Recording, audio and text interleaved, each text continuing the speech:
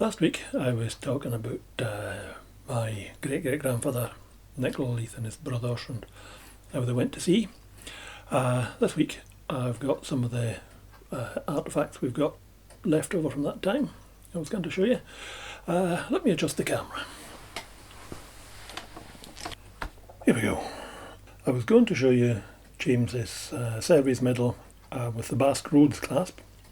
The Basque Roads was the action where Cochrane sent fire ships in to burn some of the French ships and whatnot, but I seem to have left that at the School of Northern Studies yonder, and I need to get this video done, so I'll show them another time.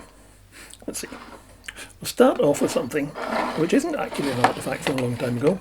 It's this. I made this myself. It's just a case for my pencils and my pens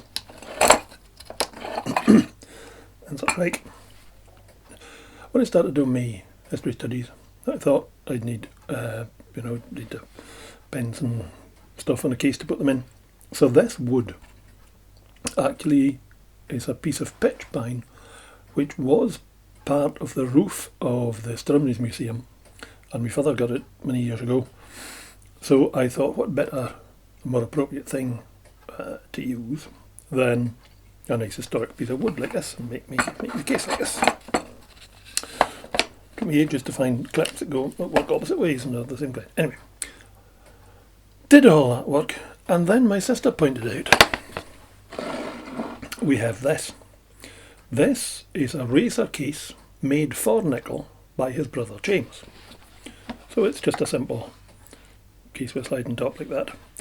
I don't know what wood it's made out of. It feels fairly heavy, but I don't know if it'll actually be made out of ebony or some such, or whether it's just been trepanned, which was the style in the time.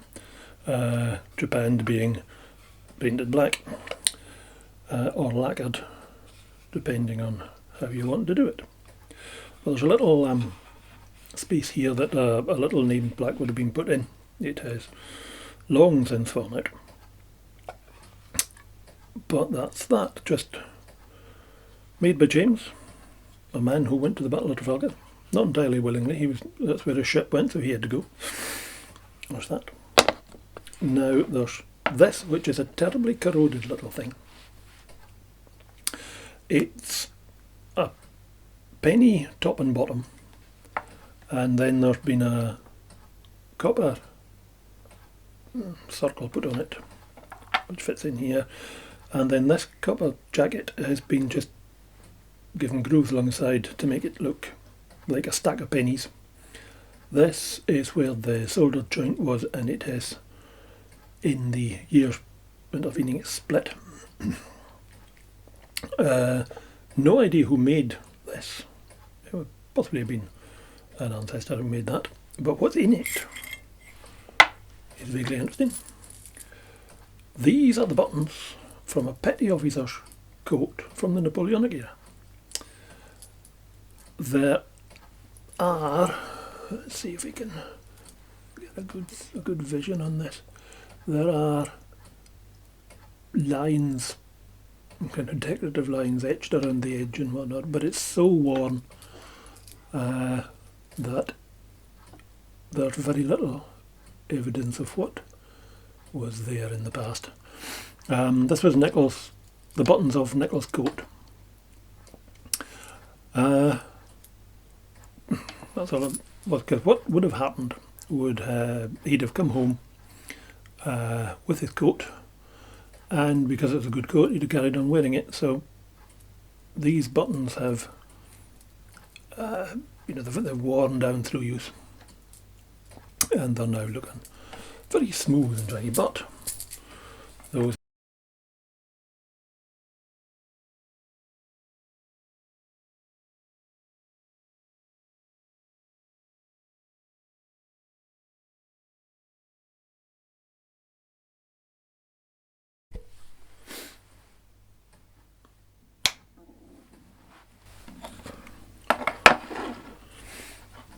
and because I don't know where that previous recording cut off, I'll start again.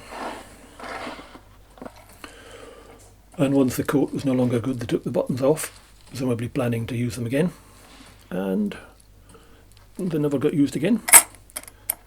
They're in the wee container here. That's a modern bit of string holding them together, by the way. My father would have put those on. And then lastly, we've got in this little box this thing here.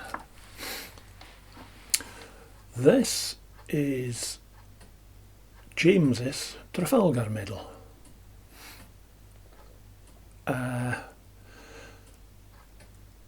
A number of years after the Battle of Trafalgar, the industrialist Matthew Boulton was, as the saying goes, privately outraged that no one had made an official medal for the people who had been in the battle.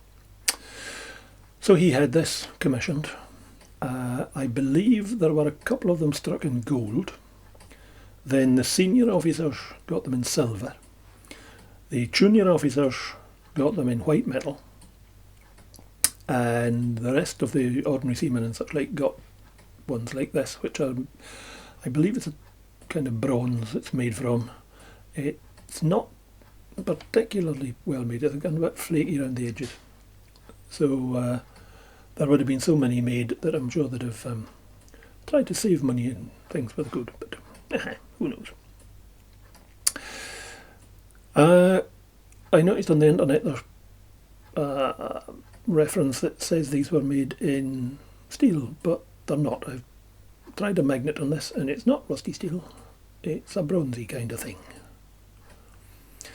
The story that has been passed down from James's time is that quite a lot of these didn't survive because the men were given them and they saw that they would not be, they weren't worth enough that they could, swap them in the pub for a pint, so they just threw them overboard.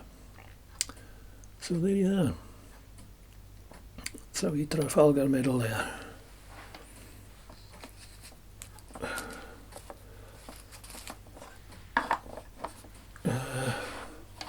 I'll adjust the camera back again. That's a few of the things we have available there. Some of them, like I say, are actually at the School of Northern Studies, but I had to get this video shot and up to the internet, so we'll maybe show you the other things in the future. I hope you've enjoyed this little look at some of the aeriorums we have about the house.